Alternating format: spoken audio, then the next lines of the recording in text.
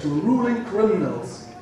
The bemoaned lack of freedom of opinion in Germany is closely related with the subject of our conference. Certain people are punished with prison for expressing their historical views and treated like dangerous criminals. At this very moment, the scientist Germar Rudolf, which is well known by the most of you for the Rudolf report, is brought into the courtroom with hand and foot cuffs. This, not the subject of this conference, animates me as a freedom activist. In today's Germany, people can be tried and convicted for challenging accepted canon about the Second World War. This war is everything but a res publica. But whatever the reason for the criminalization of expressed opinions, the reasons are secondary. What counts is that a person named Germar Rudolf is now sitting in a German prison. If it is legitimate that participants and victims of a war and their heirs have their own views on the subject, war is so cruel and its suffering so great that neither side understands or wants to understand the other. But it is not legitimate and an affront to human dignity if one wants to force upon the other a view, like the lawyer Alain Jakubowicz did to the scientist Bruno Gollnisch on November 7, 2006 in a court in Lyon.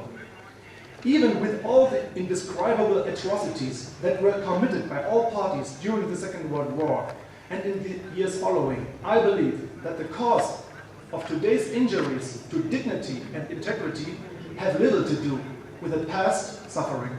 My impression is that the peoples have long since made up.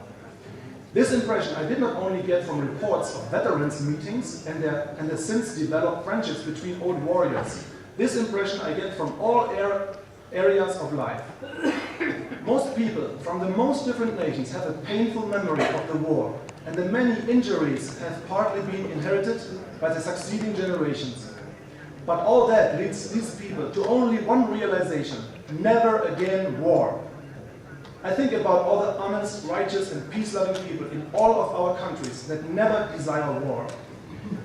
There are basically two kinds of history. First, the real memories and imprints that often are without words but comprise only of pictures and emotions. Second, there's history approved by the state and those currently in power. History from pulpits that reaches us with many large words.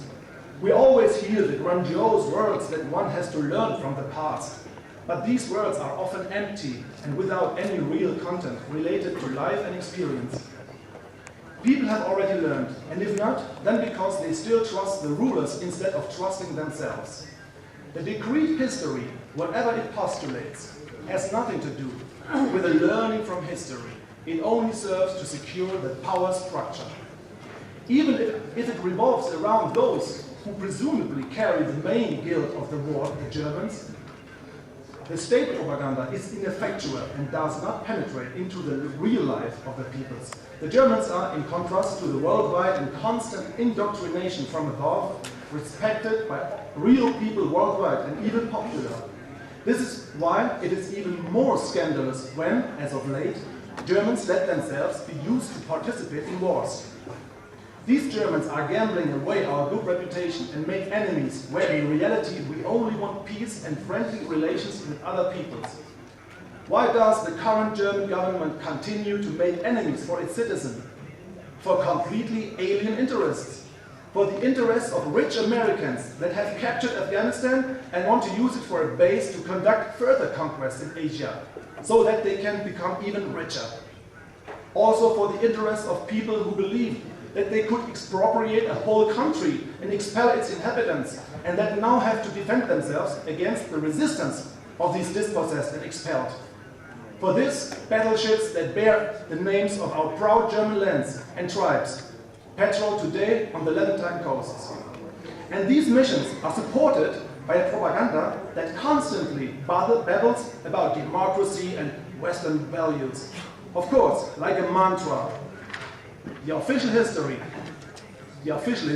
has to serve its purpose, namely that we should learn from it. As a matter of course, the violent export of state models are thus scandalously justified. The notion of national self-determination has completely disappeared from the synchronized media. Those that pretend to respect the Western ideal of freedom of expression lecture the whole world while controlling other nations economically and with military force. Nations that are supposed to govern themselves. It is obvious that all the talk about democracy and the history from which we are supposed to learn is a total lie. Who is the warmonger and constantly tells us about humanity? Who conducts expeditions and talks about a peace that supposedly has to be enforced through military means? Is it the German children that are constantly being told that they have to learn from history? Children who have to listen to a litany of heartless, mechanical propaganda that shamefully is led with the words democracy and human rights, and whose sole purpose is war. It is obvious for whose interests this boring propaganda is daily being dumped on people. The Germans were always honest when they said that never again war will come from German soil, and never again a German soldier would march into other countries. They were cured of war. They had enough of it. They did not need any propaganda or history lessons. The school of life is very effective.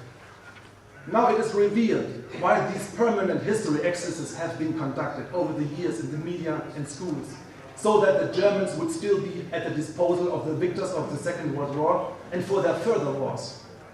The Germans were surprised for a short time at how Israel, of all countries, expressly wished that German soldiers should interfere in the Middle East, but then they quickly were ready for Israel with their weapons.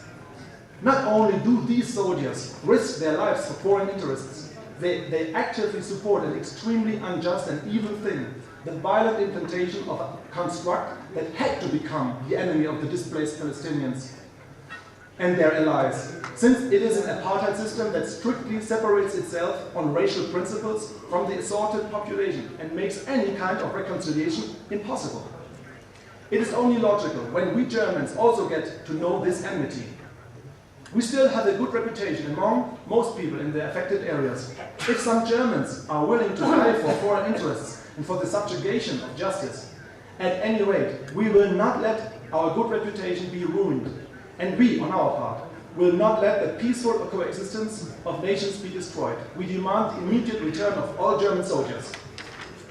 I am happy that the organizers of this conference have chosen the same day as the International Human Rights Day. Recently, the human rights situation in the West has dramatically worsened. People that are being declared hate mongers are already under the jurisdiction of anti-terror laws. We know who is meant with the word hate mongers, revisionist historians. They are almost not even entitled to court proceedings anymore. Soon, they will disappear into the dungeons with legal proceedings. To stop this disastrous development and revert it, we need a fighting spirit and the radical return to our Western values. How much we have distanced ourselves in the West from the mind of enlightenment demonstrates a report in 1997 by the Agency of Protection of the Constitution, Secret Service, in regard to Sleipnir, Journal for Culture, History and Politics. The reason for being scrutinized by intelligence, quote, the importance of Sleipnir is the open debate that it facilitates. Indeed, the Secret Service denounced the publishers to have given room for an open debate. This is unbelievable. Furthermore, a Berlin court decreed in the year 2000 a penalty against the editor of Sleipnir on the grounds of using a, quote, factual choice of words in his journal. For this, the editor's house and office were searched and the computers confiscated. We have actually reached the point in Western Europe that openness, objectivity, and the encouragement of discussions are considered criminal offenses. Western man living in the spirit of enlightenment is distinguished by the composure, which means nothing else but love. But I do not believe that the ones responsible for the violations of human rights, policemen, prosecutors, and judges, are especially filled with hatred and lack of tranquility. My impression is that they are afraid. Decreed truths and sanctuaries demand, because they are connected with oppression, to be questioned and toppled. Every oppressed person looks for the first chance to get rid of his oppressor. Because of this, we often have ugly scenes, even wars. Let us prevent these ugly scenes by letting everyone have his truth and not dictate a truth to anyone. Factual choice of words and the facilitating an open debate must, of course, not only be penalized. They must again bear our distinctive marks, no matter in which context.